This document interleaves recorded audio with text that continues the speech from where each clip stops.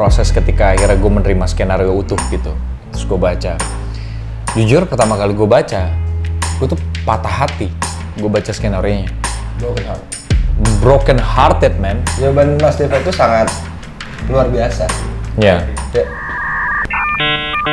Nungguin ya. Nungguin ya. Ini nih, cobaan tersulit selama gue syuting ya dia nih. Ini aja. Selebihnya tuh mudah, sumpah, selebihnya mudah. Begitu syuting sama ini nih. Udah tersulit tuh, hari-hari gue tuh sulit, suram, mendung, kelabu, ya.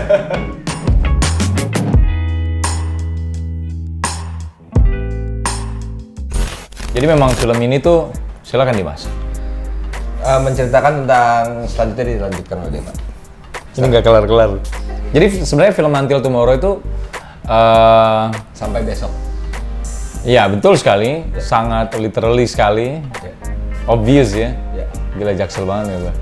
Nggak, jadi memang film Until Tomorrow film yang berkisah tentang dua insan yang apa? Berbeda ya?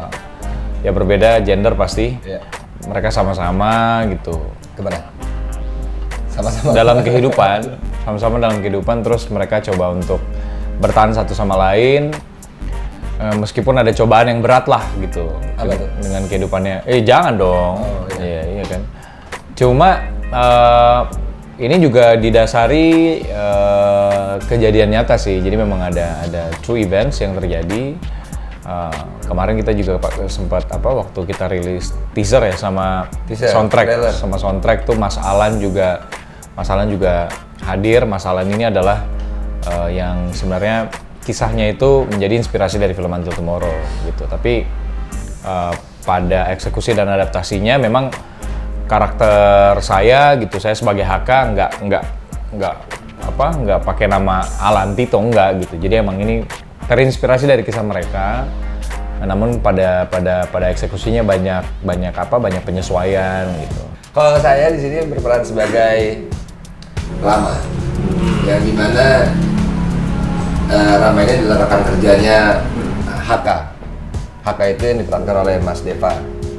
Chief gua lah di kantor tuh dia ininya Partner lah. Jangan bilang chief loh. Nggak enak gitu, selalu sombong, padahal bos.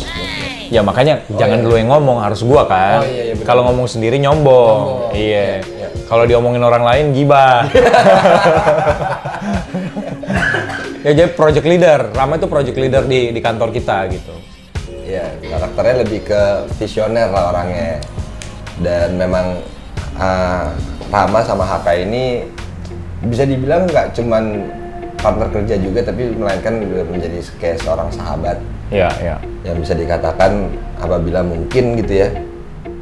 Andai kata nih, jikalau. Ya, jikalau. Istilah kata. Kita itu ya seorang sahabatnya lah, sahabat dan rekan kerja juga.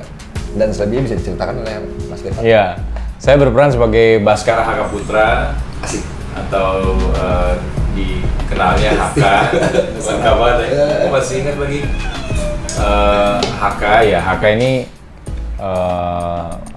ya rekan kerja dari Rama gitu. Kita sama-sama kita bikin semacam project startup gitu yang bergerak di bidang apa ya sebenarnya, desain kalau nggak salah ya. Arsitek. Hah? Arsitek. Iya, arsitek, desain gitu. Nah, Rama ini adalah project leader, arsitek. Nah, desain ya. Keras ya kopi bro ya. Maaf ya, pusing gua nih. Terus karakternya gimana? Karakternya. Dari tadi gua mau ngomong, itu kucing nemeng mulu. HK selain itu di luar kehidupan kerjanya, kehidupan pribadinya ya dia adalah pasangan kekasih dari Sarah ya. Sarah. Sorry bro, itu bacanya apa sih? Ngepe boleh, bawahnya apa ya? Yang di topik nih. Hah? Ngepe boleh. Bawahnya apa sih, boleh. Bawahnya. Jangan. Tuh, jangan. Oh, jangan. Itu kan bawahnya kan? Iya. Jangan tulisannya. Jangan.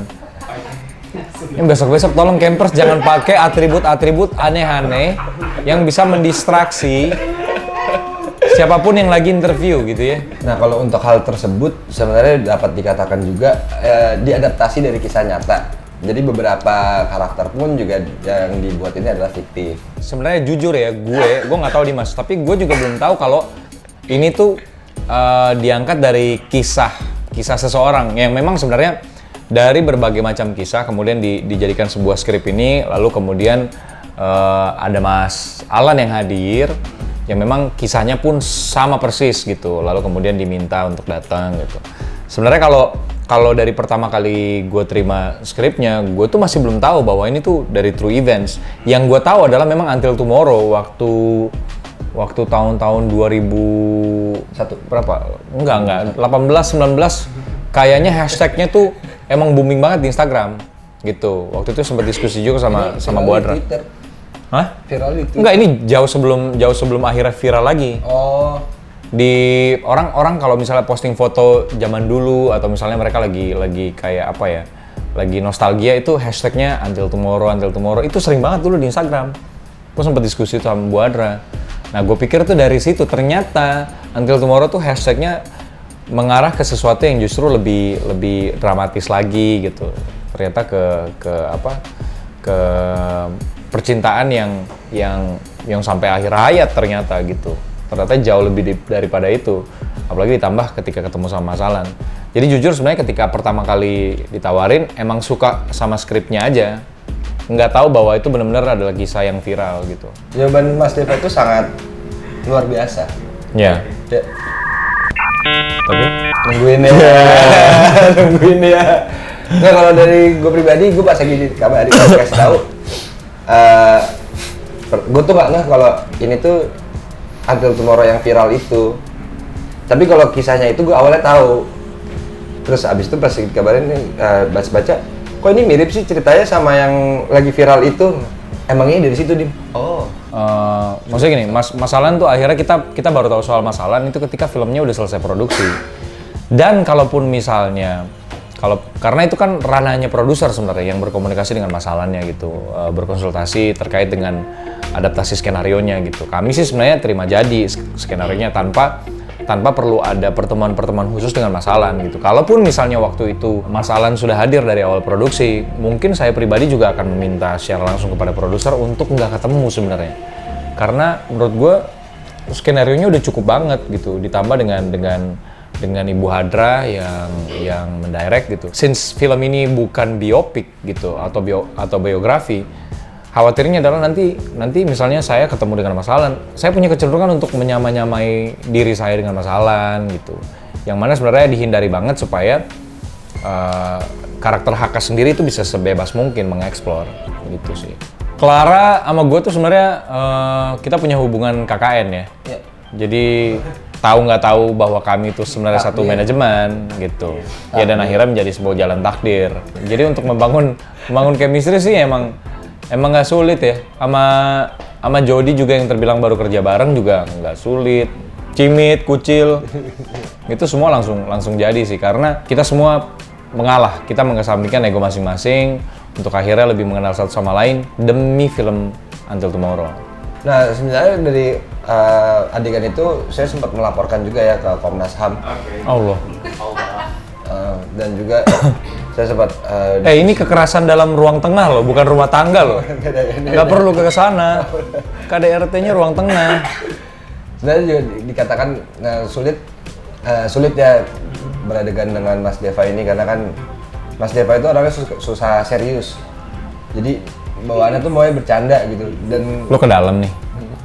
Lu tanya Mas toilet mana? Dalam toilet tuh ada kaca gede banget. Lu ngaca. Hah? Jadi emang kemarin juga udah pernah kerja bareng juga, udah kenal sama Mas Deva. Jadi begitu kita main pun juga enak. Palingan pada saat emang adegan-adegan tertentu yang kita ada latihannya juga ya, dari readingnya juga. Gimana nih Dev, anaknya gimana? Terus supaya juga kan supaya lebih enak tektokannya kan.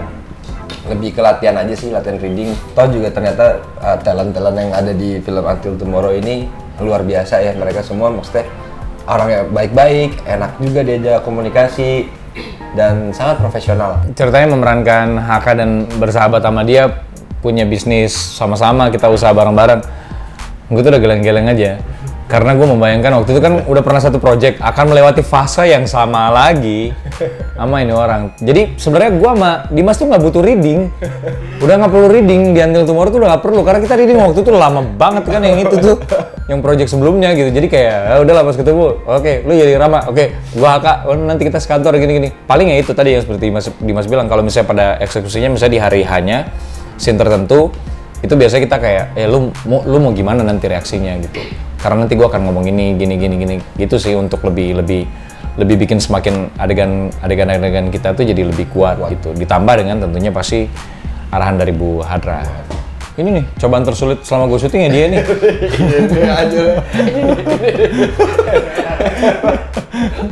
Selebihnya tuh mudah, sumpah selebihnya mudah. Begitu syuting sama ini nih. Udah tuh sulit tuh, hari-hari gue tuh sulit, suram, mendung, kelabu, ya.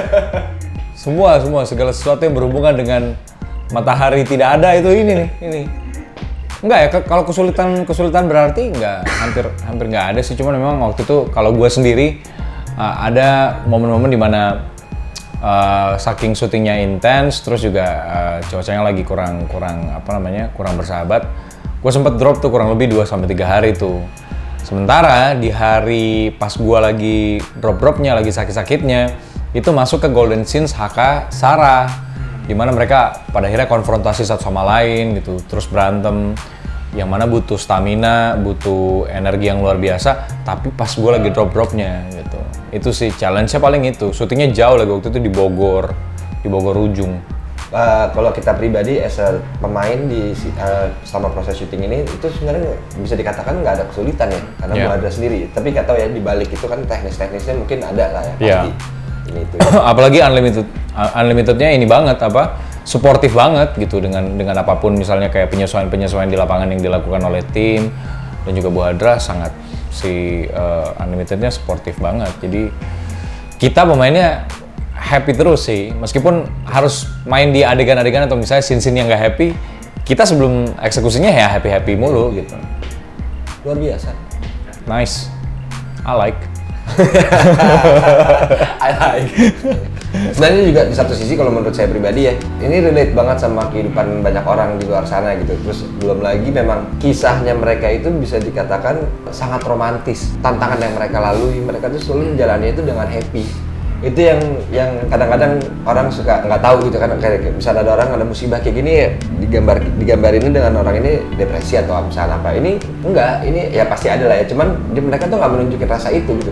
Apalagi begitu saya melihat Deva dan Clara bermain, ini ceritanya memang kuat sih. Tapi ya ada sebuah statement yang menurut gue sih pada akhirnya kalau sekarang tuh jadi ironis. Maksudnya gini, kita tuh selalu bilang atau kita ngeledek orang-orang terdekat kita kalau misalnya mereka so romantis sama pasangannya, kita kayak di film-film loh.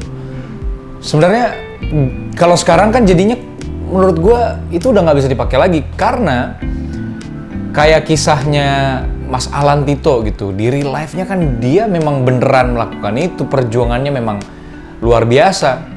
Justru perjuangannya luar biasa itu yang akhirnya menginspirasi sebuah film dibuat. Jadi kalau misalnya orang bilang, lu so romantis, lu so setia, lu kayak di film-film, enggak salah.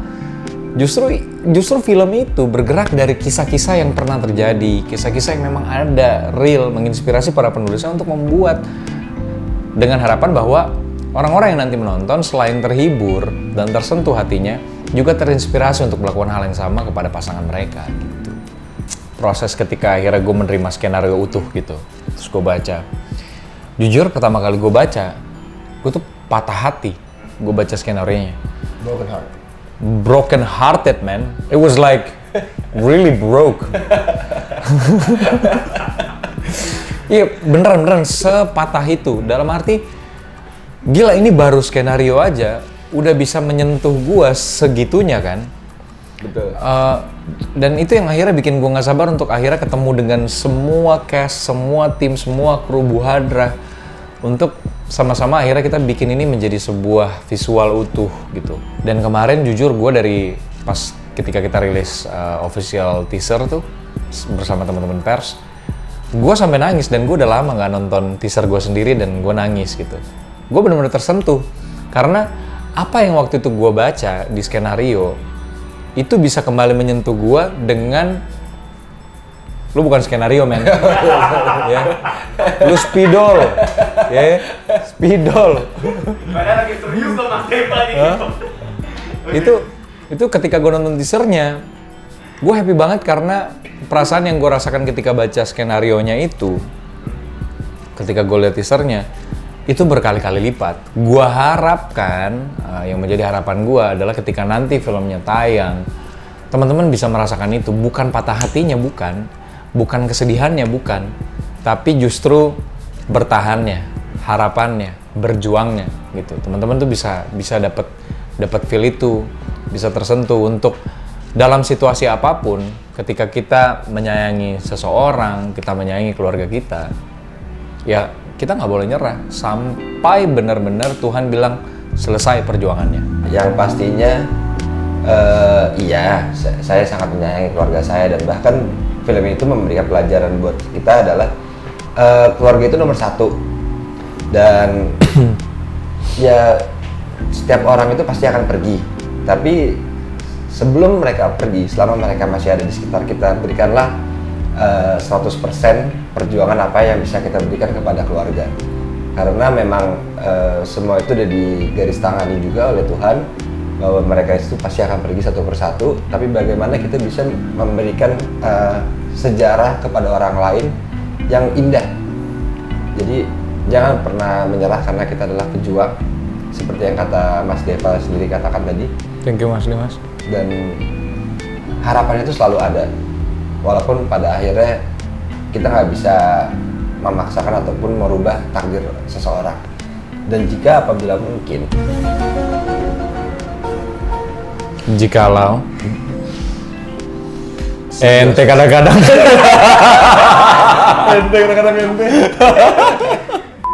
paling intinya sih gini, maksudnya gua nggak mau ini sih, gua nggak mau mendikte perasaan seperti apa yang nanti teman-teman ketika nonton film ini akan dapatkan gitu, karena menonton film itu adalah pengalaman spiritual untuk setiap individu sih. Perasaan setiap orang akan beda-beda setiap nonton film yang sama gitu. Ada 10 orang nonton, pasti beda-beda perasaannya, tanggapannya gitu. Dan juga bagaimana itu berimpact kepada kehidupan mereka. Jadi, yang paling penting sih saat ini adalah jangan lupa bahwa filmnya tayang tuh tanggal 29 September gitu. Nonton, rasakan sendiri bagaimana film itu berimpact kepada teman-teman semua. Halo, gue Deva Mahendra. gue Dimas Anggara. Jangan lupa nonton film Until Tomorrow. Tanggal berapa, Dim? 29 September 2022 Di seluruh bioskop kesayangan Anda. Yes.